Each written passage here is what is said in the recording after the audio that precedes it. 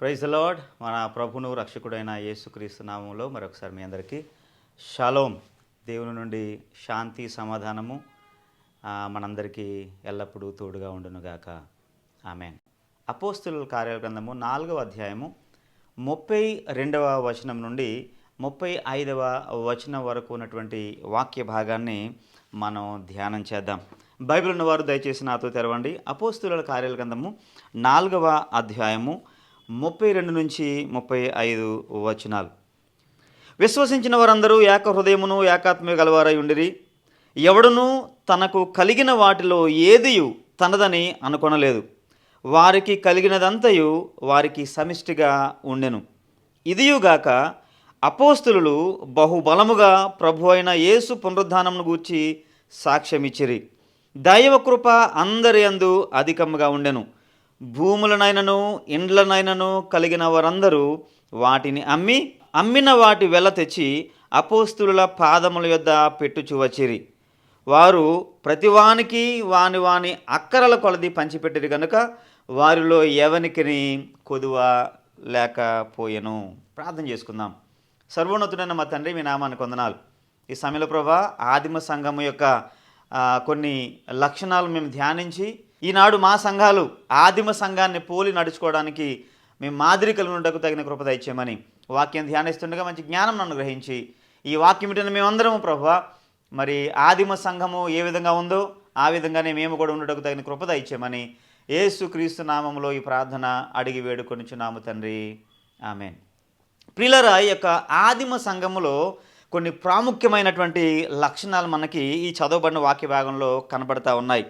Summary of success of the church, సంఘ విజయం యొక్క సారాంశము మనకి ఈ యొక్క చాప్టర్లో కనబడతా ఉంది. ఆ ఆదిమ సంఘం ఏ విధంగా సక్సెస్ అయింది, ఈనాడు మన సంఘాలు ఏ విధంగా ఉండాలి అనేటువంటి విషయాన్ని మనం నేర్చుకుందాం. చూడండి, ఇందులో ప్రాముఖ్యమైన మాట ఒకటి మనం ఈరోజు ధ్యానించబోతా ఉన్నాం. అపోస్తుల కార్యముల గ్రంథము 4వ అధ్యాయము 32వ వచనము. విశ్వసించిన వారందరూ ఏక హృదయమును ఏకాత్మయు గలవారై ఉండిరి. One heart and one soul. ఎంతమంది అయితే యేసు ప్రభువారిని విశ్వసించారో వారందరూ కూడా ఏక హృదయము ఏక ఆత్మ కలిగి ఉన్నారట.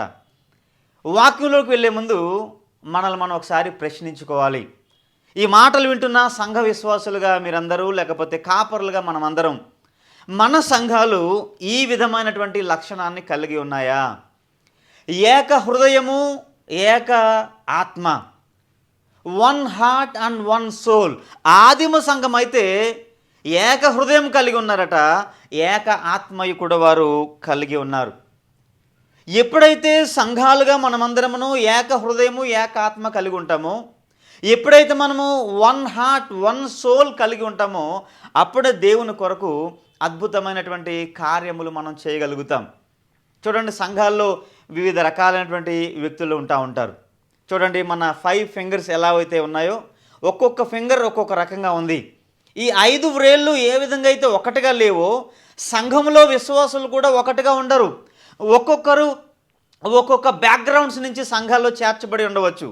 అయినప్పటికీ ఆ సంఘంలో ఉన్న ఆయా జాతుల వ్యక్తులు ఏక హృదయము ఏకాత్మ, one heart and one soul కలిగి ఉన్నారు. ఈనాడు మన సంఘాల్లో ఈ ఏక ఆత్మ ఏక హృదయము మనం కూడా కలిగి ఉన్నామా లేదో మనల్ని మనమే ప్రశ్నించుకోవాలి. ఎప్పుడైతే ఈ 5 ఫింగర్స్ ఇండివిజువల్గా ఉన్నటువంటి వివిధ రకాలుగా ఉన్నటువంటి ఈ యొక్క 5 ఫింగర్స్ ఏ విధంగా అయితే కలిసి ఉంటాయో గొప్ప గొప్ప పనులు చేయవచ్చు. అలాగే రకరకాలైనటువంటి బ్యాక్గ్రౌండ్స్కి చెందిన మనం అందరమును యేసు ప్రభువారిని అంగీకరించి ఒక సంఘముగా చేర్చబడిన తర్వాత మనము కూడా ఐక్యతగా వన్ హార్ట్ వన్ సోల్, ఏక హృదయము ఏక ఆత్మ మనం కలిగి ఉన్నట్లయితే మనము కూడా దేవుని కొరకు గొప్ప గొప్ప కార్యాలు చేయగలం. కాబట్టి ఆ విధంగా మనం ఉండాలని కోరుకుంటూ మనము ఈ వాక్యాన్ని ధ్యానం చేద్దాం. చూడండి, అపోస్తలుల కార్యగ్రంథము 4వ అధ్యాయము 32వ వచనంలో, విశ్వసించిన వారందరూ, ఎవరెవరు ఏక ఆత్మ ఏక హృదయం కలిగి ఉన్నారు, వన్ హార్ట్ వన్ సోల్ ఎవరు కలిగి ఉన్నారు అని అంటే విశ్వసించిన వారందరూ. యేసు ప్రభువారిని సొంత రక్షకునిగా అంగీకరించిన వారందరూ. చూడండి, సంఘము ఏ విధంగా ఆశీర్వదించబడతా ఉందో మనకి ఇక్కడ మనం చూస్తూ ఉన్నాం. అపోస్తలుల కార్యగ్రంథం 1వ అధ్యాయం 15వ వచనంలో 120 మందితో ప్రారంభించబడింది సంఘం. చూడండి, 1వ అధ్యాయము 15వ వచనంలో రాయబడింది, ఆ కాలమందు ఇంచుమించు 120 మంది సహోదరులు. 120 మందితో ప్రారంభించబడిన సంఘం రెండవ స్థాయికి వచ్చేసరికి అపోస్తలుల కార్యగ్రంథము 2వ అధ్యాయము 41వ వచనంకి వచ్చేసరికి ఎంతమంది అయ్యారు అని మనం చూస్తే 120 మంది ఉన్నటువంటి సంఘం ఎంతగా దీవించబడిందంటే, కాబట్టి అతని వాక్యం అంగీకరించిన వారు బాప్తిసం పొందిరి. ఆ దినమందు ఇంచుమించు 3000 మంది చేర్చబడిరి. మొట్టమొదట 120 మందితో ప్రారంభించబడిన సంఘం పేతురు ప్రసంగానికి 3000 మంది యేసు ప్రభువారిని అంగీకరించారు. తర్వాత మనం ఇంకా చూస్తే అదే 3వ అధ్యాయానికి వచ్చేసరికి పేతురు యోహానులు పుట్టినది మొదలుకొని కుంటివాడైనటువంటి ఒక వ్యక్తిని రక్షించిన స్వస్థపరిచిన సంఘటన మనకి అపోస్తలుల కార్యగ్రంథం 3వ అధ్యాయంలో మనకి కనబడతా ఉంది. ఇక్కడ ఆ యొక్క పుట్టినది మొదలుకొని కుంటివాడైనటువంటి ఆ వ్యక్తిని స్వస్థపరచుట ద్వారా అక్కడ ఇంకెంత అద్భుతం జరిగిందో 4వ అధ్యాయము 4వ వచనం వచ్చేసరికి చూడండి, వాక్యము వినిన వారిలో అనేకులు నమ్మిరి, వారిలో పురుషుల సంఖ్య ఇంచుమించు 5000 మంది ఆయను. చూసారా సంఘం ఏ విధంగా అభివృద్ధి చెందుతూ ఉందో. మొదట 120 మందితో ప్రారంభించబడిన సంఘం పేతురు ప్రసంగానికి 3000 మందికి చేరింది. అక్కడి నుంచి పేతురు యోహానులు పుట్టినది మొదలుకొని కుంటివాడినటువంటి వారిని రక్షించడం ద్వారా స్వస్థపరచడం ద్వారా 5000 మందికి అయిపోయింది. ఇప్పుడు మనం చదువుకున్నటువంటి 4వ అధ్యాయంలో ఏం రాయబడిందంటే విశ్వసించిన వారందరూ, అంటే మోర్ దెన్ 5000, 5000 మంది కంటే ఎక్కువ అక్కడ రక్షించబడ్డారు. చూసారని సంఘం ఏ విధంగా అభివృద్ధి చెందుతుందో. ఈనాడు సంఘాలు ఈ విధంగా అభివృద్ధి చెందాల్సిన అవసరం ఉంది. సంఘాలు సంఖ్యాపరంగా అభివృద్ధి చెందుతున్నాయి ఈ రోజుల్లో, కానీ విశ్వాసుల సంఖ్య పెరగట్లేదు.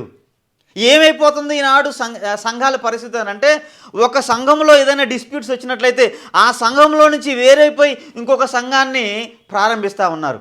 అందులో ఉన్న విశ్వాసులు కొంతమందికి ఇందులోకి వెళ్ళిపోతూ ఉన్నారు. అంటే 2 సంఘాలు ఏర్పరచబడుతున్నాయి, కానీ ఉన్న విశ్వాసులు మాత్రం ఇందులో కొంతమంది అందులో కొంతమంది. ఉదాహరణకు అనుకుందాం, ఒక సంఘంలో 100 మంది విశ్వాసులు ఉన్నట్లయితే ఆ సంఘం కొన్ని కారణాల వల్ల విడిపోయినట్లయితే ఇందులో ఒక 50 మంది అందులో ఒక 50 మంది. ఎన్ని సంఘాలు? 2 సంఘాలు, అదే సంఖ్య 100 మందే. ఇందులో 50 మంది వెళ్ళారు, అందులోకి 50 మంది వెళ్ళారు. ఈనాడు సంఘముల యొక్క పరిస్థితి ఈ విధంగా ఉంది. సంఘాలు అభివృద్ధి చెందాలి అని అంటే ఈ విధంగా విడిపోయి అభివృద్ధి చెందడం కాదు, కానీ రక్షణ లేని వారిని క్రీస్తులో నడిపించాలి. అక్కడ రక్షించబడినటువంటి 120 మంది, తర్వాత 3000 మంది, తర్వాత 5000 మంది. ఈ యొక్క అపోస్తలుల కార్యగ్రంథం 4వ అధ్యాయంలో విశ్వసించిన వారందరూ కూడా వేరే వేరే ప్రాంతాల నుంచి రక్షించబడిన వారు, డిఫరెంట్ బ్యాక్గ్రౌండ్స్ నుంచి వారు యేసు ప్రభువును అంగీకరించిన వారు. ఏ విధంగా సంఘం అభివృద్ధి చెందుతుందో చూడండి. నా ప్రశ్న, ఈరోజు మీ సంఘం ఎలా అభివృద్ధి చెందుతూ ఉంది? చాలా దారుణమైన పరిస్థితులు ఏంటంటే we are fishing in the basket. ఒక వ్యక్తి చేపల్ని సముద్రంలో పడి వాడి యొక్క బుట్టలో వేసుకుంటే ఇంకొక వ్యక్తి వచ్చి ఆ బుట్టలోనే మరలా వల వేయడం జరుగుతూ ఉంది. నిజమైన పరిచర్య జరుగుతుందా? నిజంగా సంఘాలు అభివృద్ధి చెందుతూ ఉన్నాయా? ఈనాడు పెద్ద పెద్ద సంఘాలుగా పేరు పొందిన సంఘాలు నిజంగా వారందరూ ఆ సేవకుని ద్వారా రక్షించబడిన వారేనా, లేకపోతే వేరే సంఘాల నుంచి దొంగిలించబడిన వారా? అపోస్తలుల కార్యగ్రంథంలో ఉన్నటువంటి సంఘం మాత్రం ఆ విధంగా చేయబడలేదు. ఎంత చక్కగా అభివృద్ధి పదంలో ఆ సంఘం నడిచిందో మనం అర్థం చేసుకొని మన సంఘాలు కూడా ఆ విధంగా అభివృద్ధి చెందడానికి మనం ప్రయత్నం చేయాలి. ఈరోజు పరిస్థితికి ఆనాడు పరిస్థితికి ఒకసారి మనం కంపేర్ చేసుకుంటానండి. అప్పుడు more people but no problems, ఇప్పుడు మోర్ పీపుల్ మోర్ ప్రాబ్లమ్స్. ఆనాడు సంఘాల్లో more people but no problems, ఈనాడు సంఘాల్లో more people and more problems. ఇది ఈనాడు మన సంఘ పరిస్థితి. ఆనాడు సంఘాల్లో ఎంతమంది విశ్వసించినప్పటికీ, ఎంతమంది అభివృద్ధి చెందినప్పటికీ, 5000 మంది కంటే ఎక్కువ విశ్వసించినప్పటికీ, ఇక్కడ భక్తుడు తెలియజేసిన విశ్వసించిన వారందరూ 5000 మంది కంటే ఎక్కువ విశ్వసించి ఉండవచ్చు. అయినప్పటికీ వారందరూ ఏక హృదయము ఏకాత్మ కలిగి ఉన్నారు. They are one heart and one soul. ఈనాడు మన సంఘాల్లో సంఘం అభివృద్ధి చెందుతున్నాను అని సంతోషపడాలో, ప్రాబ్లమ్స్ ఎక్కువైపోతున్నాయని బాధపడాలో అర్థం కాని పరిస్థితి. ఒకసారి ఈనాడు బిగ్ చర్చెస్, పెద్ద సంఘాలు అనుకున్నటువంటి సంఘాలను పరిశీలించండి. ఎలా ఉన్నాయంటే ఇంటర్నల్గా చాలా ప్రాబ్లమ్స్, రకరకాల సమస్యలు. సేవకుడు అంటే సంఘ పెద్దకు పడదు, చర్చ్ ఎల్డర్ అంటే సేవకునికి పడదు, విశ్వాసులకి కొంతమందికి పడదు, విడిపోతూ ఉన్నారు. కానీ ఆనాటి సంఘంలో విశ్వసించిన వారందరూ ఏక హృదయము, ఏకాత్మ కలిగి ఉన్నారు. దేవుని పిల్లలారా, ఈ వాక్యం వింటున్న నీవు నేను కూడా మన సంఘాలు ఎలా ఉండాలి అంటే, ఎంత పెద్ద సంఘమైనప్పటికీ వెరీ గుడ్. నీ సంఘంలో 1000 మంది ఉన్నారా, చాలా సంతోషం. నీవు ఒక 1000 మంది సంఘానికి నీవు వెళ్తూ ఆ సంఘంలో సభ్యుడుకున్నావో చాలా సంతోషం. అయితే మన సంఘాలు ఎలా ఉండాలి అంటే, ఈ ఆదిమ సంఘం ఎలాగైతే ఏక హృదయము ఏకాత్మ కలిగి ఉన్నాయో, మన సంఘాలు కూడా ఆ విధంగానే ఏక హృదయము ఏకాత్మ కలిగి ఉండాలి. ఆ విధంగా మనం ప్రయాసపడాలి. ఈరోజు సంఘాల పరిస్థితి అలా ఉంది, తర్వాత కుటుంబాల పరిస్థితి అలా ఉంది, తర్వాత క్రైస్తవ సంస్థల పరిస్థితి కూడా అలా ఉంది. కానీ ఆనాడు ఏక హృదయము ఏకాత్మ వారు కలిగి ఉన్నారు. గుర్తుపెట్టుకోండి, రక్షించబడిన వారందరూ, విశ్వసించిన వారందరూ సమస్యలు లేకుండా ఎలా ఉన్నారు ఆనాటి సంఘంలో అనంటే, వారందరూ ఏక హృదయము ఏకాత్మ వారు కలిగి ఉన్నారు. ఏక హృదయం ఏకాత్మ అంటే ఏంటి? ఈ మాట వివాహాల్లో మనం బాగా తరచుగా వాడుతూ ఉంటాం. ఏక శరీరము, ఇరువురు, భార్య వేరు భర్త వేరు, వారు ఇరువురిని దేవుడు అంటున్నాడు మీరు ఏక శరీరము, ఏక ఆత్మ. అదే మాట ఇక్కడ కూడా రాయబడింది. సంఘంగా మనము అనేక రకరకాల వ్యక్తుల గుంపులుగా కలిసి కూడుకున్నప్పటికీ కూడా యేసు ప్రభువును అంగీకరించినప్పుడు ఏక ఆత్మ, ఏక మనస్సు, one heart and one soul మనము కలిగి ఉండాలని ఈ ఆదిమ సంఘము మనకి నేర్పిస్తూ ఉంది. ఏ విధంగా వారు ఏకాత్మ ఏక మనస్సు కలిగి ఉన్నారో చూద్దాం ఒకసారి. అపోస్తలుల కార్యాల గ్రంథము 1వ అధ్యాయము 14వ వచనం. వీరందరూ, వీరితో కూడా కొందరు స్త్రీలను, యేసు తల్లి అయిన మరియయు ఆయన సహోదరులను ఏక మనస్సుతో ఎడతెగక ప్రార్థన చేయుచుండిరి. ఏక మనస్సు. అదే 2వ అధ్యాయం అపోస్తలుల కార్యాల గ్రంథము 2వ అధ్యాయము 1వ వచనంలో కూడా చూసినట్లయితే, పెంతెకోస్తు పండుగన వచ్చినప్పుడు అందరూ ఒక చోట కూడి ఉండే, అందరూ ఒకే చోట కూడి ఉన్నారు.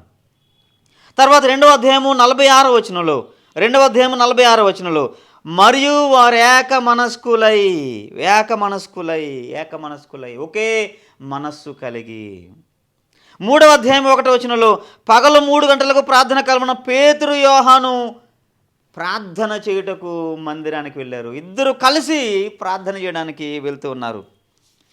తర్వాత 4వ అధ్యాయము 31వ వచనంలో, 4వ అధ్యాయము 31వ వచనంలో, వారు ప్రార్థన చేయగానే వారు కూడిన చోటు కంపించాను. అప్పుడు వారందరూ పరిశుద్ధాత్మతో నిండిన వారై, అందరూ. చూసారా అండి, అందరూ కలిసి కూడుకున్నారు, అందరూ కలిసి ప్రార్థన చేశారు, అందరూ కలిసి పరిచర్య చేశారు. ఈనాడు ఇలాంటి పరిస్థితి మన సంఘాల్లో ఉందా? చాలా చక్కగా వన్నెస్ అనేటువంటి పాటలు మనం వింటా ఉన్నాం ఈ మధ్య. అనేక సేవకులు ఒక చోట కూడుకొని వన్నెస్, ఏకత్వం కలిగి పాడుతున్నారు. సంఘాల్లో ఈ ఏకత్వం ఉంటే, క్రైస్తవత్వంలో ఈ ఏకత్వం ఉంటే ఇంకెంత గొప్ప గొప్ప పనులు మనం చేయగలుగుతాము కదా. వన్నెస్, ఏకత్వం, one heart and one soul చాలా ప్రాముఖ్యమైనది. సంఘ విశ్వాసులుగా మనందరికీ వన్నెస్ అనేటువంటి చాలా ప్రాముఖ్యం. వన్నెస్గా ఉండాలి, ఐక్యత కలిగి ఉండాలి, ఏకత్వం కలిగి ఉండాలి. వారు ఆ విధంగా కలిసి జీవించారు. గుర్తుపెట్టుకోండి, బైబిల్లో వాక్యం చెప్తుంది కదా, దేవుని వాక్యం సెలవిస్తూ ఉంది, సహోదరులు ఐక్యత కలిగి నివసించుట ఎంత మేలు, ఎంత మనోహరము. ఆశీర్వాదమును శాశ్వత జీవమును అచ్చట ఉండవలనని దేవుడు ఆజ్ఞాపించాడట. ఆశీర్వాదం, శాశ్వత జీవం తిరుగుతూ ఉన్నారు. ఎవరి కోసం? ఎక్కడైతే ఐక్యత ఉందో అక్కడికి వెళ్ళడానికి ఆశీర్వాదం, శాశ్వత జీవం తిరుగుతూ ఉన్నాయి. ఈరోజు నీ సంఘంలో ఐక్యత ఉన్నట్లయితే, నీ కుటుంబంలో ఐక్యత ఉన్నట్లయితే, నీ సంస్థలో ఐక్యత ఉన్నట్లయితే ఈ ఆశీర్వాదం శాశ్వత జీవం అక్కడ ఉండాలని ఆల్రెడీ దేవుడు వాటికి ఆజ్ఞాపించాడట. నీవు ఆశీర్వాదం కొరకు శాశ్వత జీవం కొరకు పరిగెట్టాల్సిన పని లేదు. అవే నిన్ను వెంబడిస్తూ ఎక్కడైతే ఐక్యత ఉంటుందో అక్కడ ఉండడం కొరకు అవి ఎదురు చూస్తూ ఉన్నాయి. ప్రియమైన దేవుని బిడ్డలారా, సంఘంగా ఐక్యత చాలా అవసరం. Oneness is very important. చాలా చాలా ప్రాముఖ్యమైనది. ఈరోజు రెండు ప్రాముఖ్యమైన విషయాలను ఈ యొక్క అపోస్తలుల కార్యాల గ్రంథము 4వ అధ్యాయము 32 నుంచి 35వ వచనం వరకు రెండు విషయాలు చెప్పాలని సంఘంగా నేను ఆశపడతా ఉన్నాను. అది సంఘం కానివ్వండి, లేకపోతే కుటుంబం కానివ్వండి, లేకపోతే అది క్రైస్తవ సంస్థ కానివ్వండి. ఈ రెండు ఉన్నట్లయితే మన సంఘాలు, మన కుటుంబాలు, అదేవిధంగా మన యొక్క క్రైస్తవ సంస్థలు చాలా చక్కగా ఆశీర్వదించబడతాయి. రెండు విషయాలు ఈరోజు నేను మీకు తెలియచేయాలని ఆశపడతా ఉన్నాను. మొట్టమొదటిది ద క్యారెక్టరిస్టిక్స్ ఆఫ్ వన్నెస్, ఏకత్వం యొక్క లక్షణాలు ఎలా ఉంటాయి. రెండవది ద కాన్సిక్వెన్సెస్ ఆఫ్ వన్నెస్, ఏకత్వంలో ఉండేటువంటి ఫలాలు లేదా పరిణామాలు ఏ విధంగా ఉంటాయి. ఒకవేళ ఈరోజు నువ్వు సంఘాన్ని నడిపిస్తూ ఉండవచ్చు, ఒక క్రైస్తవ సంస్థకు యజమానిగా ఉండవచ్చు, లేకపోతే కుటుంబానికి యజమానిగా ఉండవచ్చు. నీ కుటుంబం, నీ సంఘం, నీ సంస్థ దీవించబడాలి అని అంటే ఈ రెండు కూడా చాలా ప్రాముఖ్యం. అది దేవుడు ఈరోజు మనకి అపోస్తలుల కార్యాల గ్రంథం నుండి మనకి దేవుడు నేర్పించడానికి ఇష్టపడతా ఉన్నాడు. మొట్టమొదటిది ద క్యారెక్టరిస్టిక్స్ ఆఫ్ వన్నెస్, ఏకత్వంలో ఉన్నటువంటి ఆ యొక్క లక్షణాలేంటి. ద కాన్సిక్వెన్సెస్ ఆఫ్ వన్నెస్, ఆ యొక్క ఏకత్వంలో నుండి వచ్చేటువంటి ఫలాలు ఏ విధంగా ఉంటాయి. అపోస్తలుల కార్యగ్రంథం 1వ అధ్యాయం 2వ వచనంలో మొట్టమొదటిది లక్షణం ఏ విధంగా ఉందంటే they were one in purpose.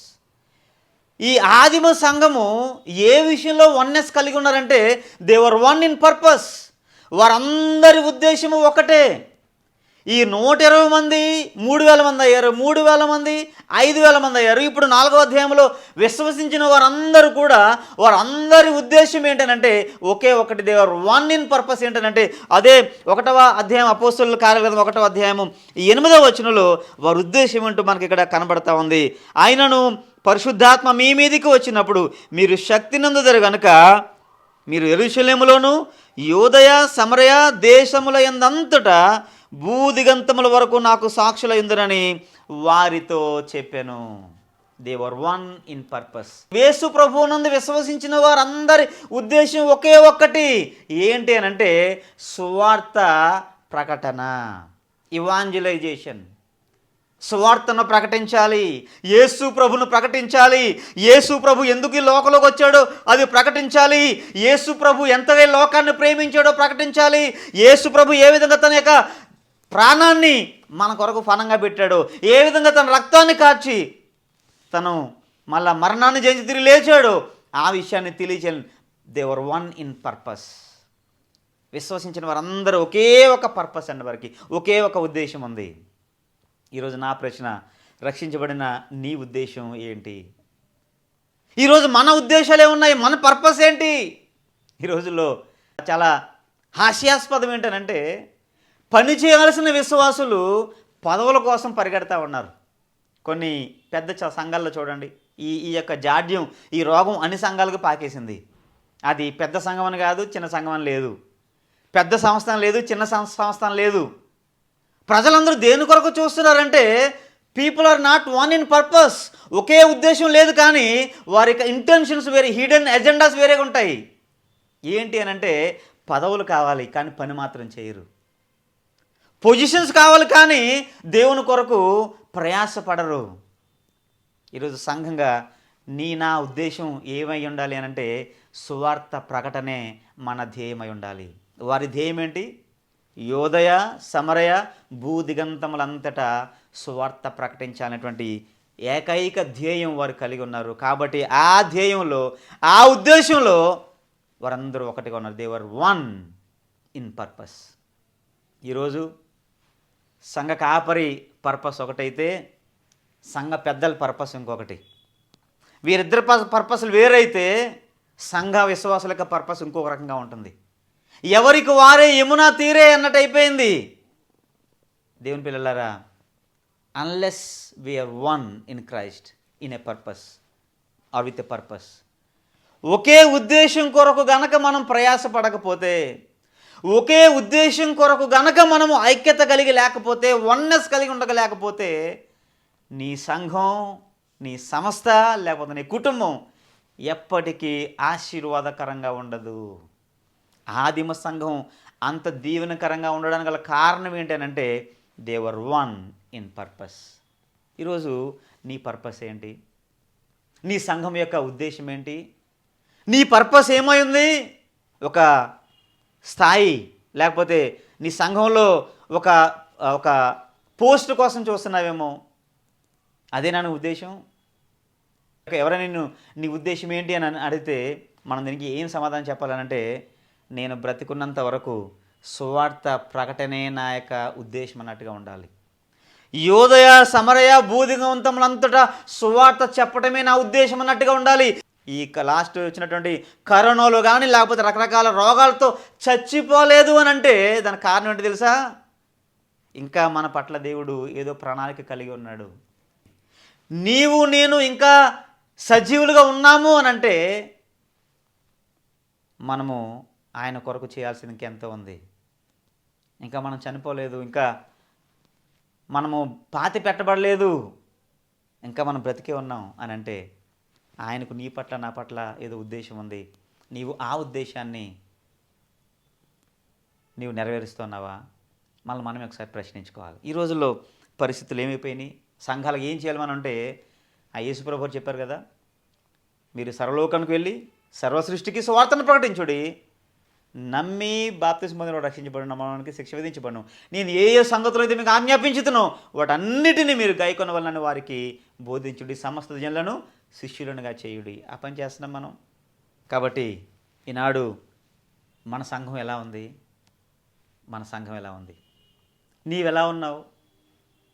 ఆదిమ సంఘం they were one in purpose. నీవు ఒకే ఉద్దేశం కలిగి ఉన్నావా? ఒకే ఉద్దేశాన్ని కలిగి ఉండాలి మనం. యవనస్తుల మీటింగ్స్ ఎందుకు కొరకు? శిష్యులుగా చేయడం కొరకు. సండే స్కూల్ మినిస్ట్రీ ఎందుకు కొరకు? పిల్లల్ని శిష్యులుగా చేయడం కొరకు. కాబట్టి ఆ ఉద్దేశంతో సంఘంలోని ఉన్నట్లయితే సంఘం అభివృద్ధి చెందుతుంది. వారు they were one in purpose. వారందరూ ఒకే ఉద్దేశాన్ని కలిగి ఉన్నారు. నీవు నేను కూడా ఒకే ఉద్దేశాన్ని కలిగి ఉండాలి. మొదటి ఏమో they were one in purpose, రెండవది they were one in persecution. శ్రమలలో కూడా వారు ఒకటిగానే ఉన్నారు. శ్రమల్లో కూడా వారు ఐక్యత కలిగి ఉన్నారు. శ్రమలలో కూడా వారు ఒకే మనస్సు కలిగి ఉన్నారు. అపోస్తలుల కాలంలో 4వ అధ్యాయంలో కూడా వారికి సమస్య రావడం జరిగింది. తర్వాత మనం ఇంకా ముందుకు వెళ్తే 5వ అధ్యాయంలో వారికి అననీయ సప్ఫీరా వల్ల అక్కడ కూడా ఒక సమస్య ఎదురైంది. 6వ అధ్యాయంలో ఇంకొక సమస్య ఎదురైంది. ఇన్ని సమస్యలు వచ్చినప్పటికీ కూడా they were one in persecution. సమస్యల్లో ఒకటిగా ఉన్నారు, సమస్యల్లో ఏకత్వం కలిగి ఉన్నారు, సమస్యల్లో ఒకే మనసు వారు కలిగి ఉన్నారు. ఈరోజు మన పరిస్థితి ఏంటి? సమస్య వస్తే ఎవరికి వారం చెదిరిపోతూ ఉంటాం. అపోస్తుల్లో సమస్య వచ్చింది, ఆదిమ సంఘంలో కూడా సమస్య వచ్చింది. ఏం చేశారు వాళ్ళు? డీకన్స్ని ఏర్పాటు చేసుకున్నారు. శిష్యులు పెద్దలు, పెద్దలు శిష్యులతో కోఆపరేట్ చేసుకున్నారు, శిష్యులు పెద్దలతో కోఆపరేషన్ జరిగింది. వారు ఇరువురికి ఒకరికొకరు చక్కటి కోఆపరేషన్ చేసుకున్నారు. ఈరోజు మనకు ఆ పరిస్థితి ఉందా? Are we one in our persecutions? మన శ్రమల్లో లేకపోతే సంఘాల్లో వచ్చినటువంటి గలిబిలలో మనం ఒకటిగా ఉన్నామా? మనల్ని మనమే ప్రశ్నించుకోవాలి. ఎలాంటి సమస్యలు చూడండి. అపోస్తలుల కార్యగ్రంథం 12వ అధ్యాయం 5వ వచనంలో ఆ పేతురు చెరసాల్లో ఉన్నాడు. సంఘం అయితే అత్యాశక్తితో ప్రార్థన చేస్తున్నాడు. సమస్య వచ్చింది సేవకునికి, అయినప్పటికీ అందరూ అత్యాశక్తితో ఒక్కటిగా ప్రార్థన చేస్తూ ఉన్నారు. అదే అపోస్తలుల కార్యగ్రంథం 15వ అధ్యాయంలో సున్నతి గురించినటువంటి డిస్ప్యూట్ సమస్య వచ్చింది. అప్పుడు కూడా వారందరూ ఒక్కటిగానే ఉన్నారు. ఈనాడు చూడండి, ఎవరికి వారే లీడర్స్ అయిపోతున్నారు. అంటే ఒకరి నాయకత్వం కింద ఉండడానికి ఇంకొకరు ఇష్టపడట్లేదు. నీకు ఒక సిద్ధాంతం నచ్చిందా, సెపరేట్గా వెళ్ళిపోయి ఒక సంస్థని పెట్టుకొని ఆ సిద్ధాంతాన్ని ప్రమోట్ చేసుకోవడం. అందులో మళ్ళీ ఏమైనా డిస్ప్యూట్స్ వస్తే దాంట్లో మళ్ళీ డివిజన్ వచ్చి అందులో మళ్ళీ ఇంకొకరు నాయకులై వారి సిద్ధాంతాలను వాళ్ళు ప్రమోట్ చేసుకోవడం. కానీ ఈ ఆదిమ సంఘంలో సమస్యలు వచ్చాయి, ఇబ్బందులు కలిగాయి, డాక్టర్నల్ ప్రాబ్లమ్స్ వచ్చాయి. అయినప్పటికీ దేవర్ వన్ ఇన్ పెర్సిక్యూషన్. సమస్యల్లో కూడా one heart and one spirit, one soul వారు కలిగి ఉన్నారు. ఈరోజు నీవు ఆ విధంగా కలిగి ఉన్నామా? బైబిల్ వాక్యం చెప్తుందండి, 2 తిమోతి రాసిన పత్రిక 3వ అధ్యాయం 12వ వచనంలో సద్భక్తితో బ్రతకనుద్దేశించిన వారందరికీ హింస కలుగుతుంది అని చెప్పారు. సమస్యలు వస్తాయి, అయినప్పటికీ మనం ఒక్కటిగానే ఉండాలి. సమస్యలు కూడా ఆదిమ సంఘం they were one in purpose, they were one in persecution. అంత మాత్రమే కాదు, దేవర్ వన్ ఇన్ ప్రేయర్స్. ప్రార్థనలో కూడా వారు ఒక్కటిగానే ఉన్నారు, అందరూ కలిసి ప్రార్థించారు. They prayed together, they prayed for one another. సమస్యల్లో కూడా అందరూ కలిసి ప్రార్థించారు. 3 ప్రాముఖ్యమైన లక్షణాలు ఆదిమ సంఘం నుంచి మనం నేర్చుకోవచ్చు. ఒకటి, they were one in purpose, they were one in persecution, they were one in prayer. ఉద్దేశంలో ఒకటిగా ఉన్నారు, సమస్యల్లో ఒకటిగానే ఉన్నారు, ప్రార్థనలో కూడా ఒక్కటిగానే ఉన్నారు, కలిసి ప్రార్థించారు. ఈరోజు ఈ పరిస్థితి మనకుందా? ప్రార్థించే సంఘాలు తక్కువైపోయాయండి, పాటలు పాడే సంఘాలు ఎక్కువైపోయాయి, వాక్యాలు చెప్పే సంఘాలు ఎక్కువ. మంచిదే, వాక్యాలు ఉండాలి, కానీ ప్రార్థించే సంఘాలు తక్కువైపోయాయి. నీ సంఘం ప్రార్థించే సంఘంగా ఉందా? ఎంతకాలమైంది ప్రార్థన చేసి? ఎంతకాలమైంది సంఘం అంతా మోకరించి దేశం కొరకు ప్రార్థించి? ఎంతకాలమైంది సంఘం అంతా మోకరించి మన పరిస్థితులు బాగుపడాలని, రక్షణ లేని వారు రక్షించబడాలని ప్రార్థించి ఎంతకాలమైంది? ప్రార్థించే సంఘాలు తక్కువైపోయాయి. ఒక మాట చెప్పమంటారా? సంఘం ఐక్యత కలిగి ఉండాలంటే ఒకే ఒక్కటి, ఎప్పుడైతే సంఘం అంతా కలిసి మోకరించి ప్రార్థిస్తుందో ప్రార్థనే మనల్ని ఐక్యపరుస్తుంది. ప్రార్థించే సంఘాలుగా నీవు నేను ఉండాలని ఆశపడదాం. ప్రార్థించే సంఘాలుగా ఉండాలి. సో 3 ప్రాముఖ్యమైన విషయాలు, the characteristics of oneness. They were one in purpose, they were one in persecution, they were one in prayer. తద్వారా ద కాన్సిక్వెన్సెస్ ఆఫ్ వన్నెస్, ఈ యొక్క ఏకత్వం వలన వచ్చేటువంటి పరిణామాలు లేదా ప్రతిఫలాలు ఏ విధంగా ఉన్నాయో మనం ఇక్కడ చూడగలుగుతాం. ఒకసారి చూడండి, 4వ అధ్యాయం 33వ వచనంలో ఏముంది అక్కడ? ఇదియుగాక అపోస్తలులు బహుబలముగా.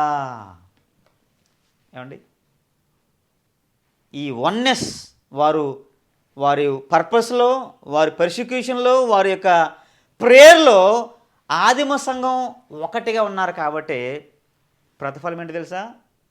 Great power. అక్కడ చూడండి ఏం రాయబడింది? బహుబలముగా.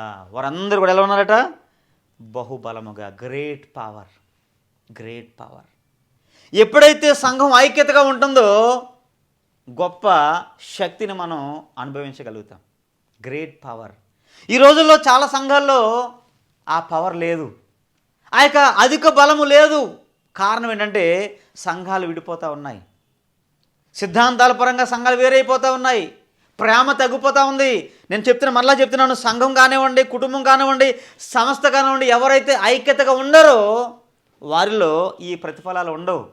నీ సంఘం లేకపోతే నీ సంస్థ లేకపోతే నీ యొక్క కుటుంబం మంచి ఫలభరితంగా ఉండాలని అంటే నువ్వు పర్పస్లో ఒకటిగా ఉండాలి, సమస్యలో ఒకటిగా ఉండాలి, 3వది ప్రార్థనలో ఒకటిగా ఉండాలి. అలా ఉన్నప్పుడు అధిక బలము, గ్రేట్ పవర్ మనం కలిగి ఉంటాం.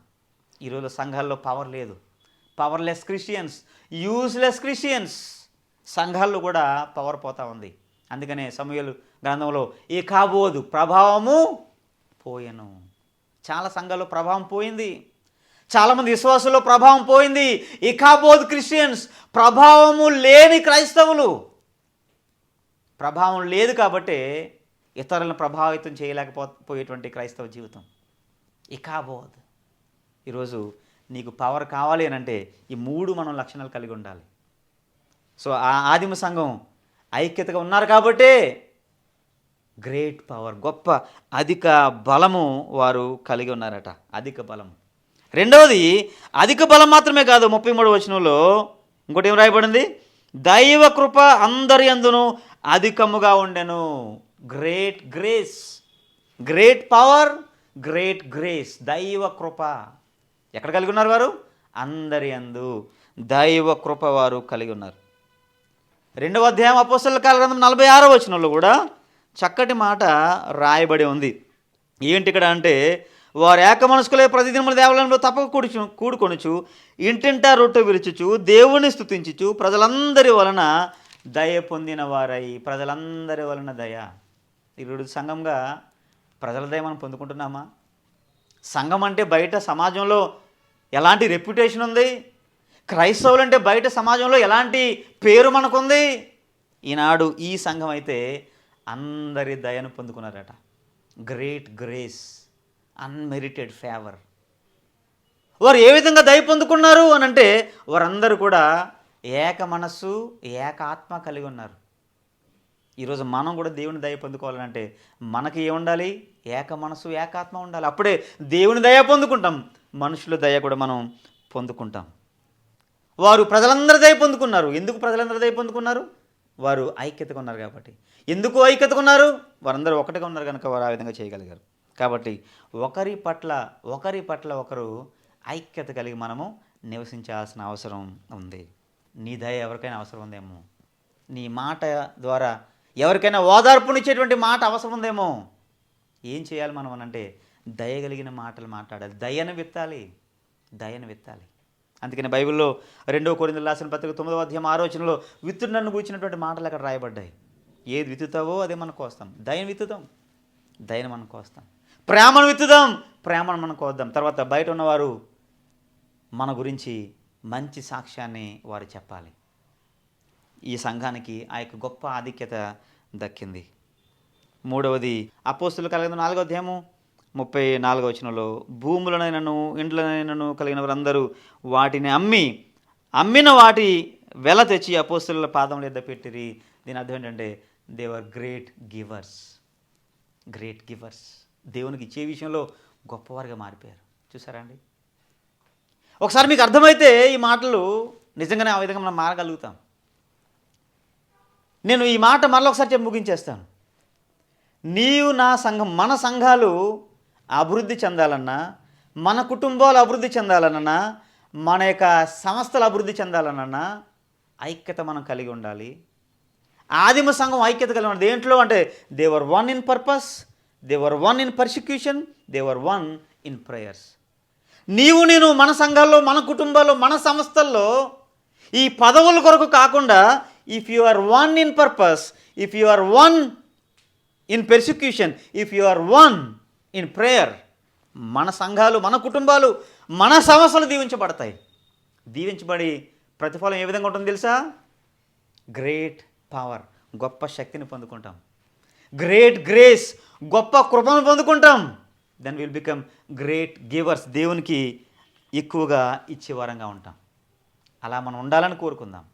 నీవు అలా ఉన్నావు లేదో మనం ఆలోచన చేస్తూ ఈ మాటలు వింటున్న నీవు one heart and one soul, సంఘంలో ఉన్నవారు ఒక ఏక హృదయము, ఏకాత్మ వారు కలిగి ఉన్నారట. ఈరోజు నీవు అలా కలిగి ఉన్నావా లేదా పరిశీలించుకుని వన్నెస్, ఏకత్వం, ఐక్యత కలిగి ఉందాం. అలాంటి కృప దేవుడు మనందరికీ కలుగజేయనుగాక. తలలు వంచండి, చిన్న ప్రార్థన. మహోన్నతుడైన మా తండ్రి, మీ నామానికి వందనాలు. కుటుంబాలుగా, సంఘాలుగా, సంస్థలుగా ప్రభువా మేము ఏకత్వం కలిగి నాయనా, మేము మా పర్పస్లో, పర్సిక్యూషన్లో, అదేవిధంగా మా యొక్క ప్రేయర్స్లో వన్నెస్ కలిగి ప్రభు మీ యొద్ద నుండి గ్రేట్ పవర్ మేము పొందుకొని, గ్రేట్ గ్రేస్ పొందుకొని, గ్రేట్ గివర్స్గా మారుటకు తగిన కృప దయచేయమని, విన్న వారందరం ఆ విధంగా జీవించడానికి తగిన కృప దయచేయమని, మా సంఘాలు, మా కుటుంబాలు, మా సంస్థలు ఆ విధంగా ఆశీర్వదించబట్టుకు సహాయం చేయమని యేసుక్రీస్తు నామములో ఈ ప్రార్థన అడుగుచున్నాము తండ్రి. ఆమేన్. దేవుడు మనల్ని అందరినీ దీవించునుగాక. Praise the lord.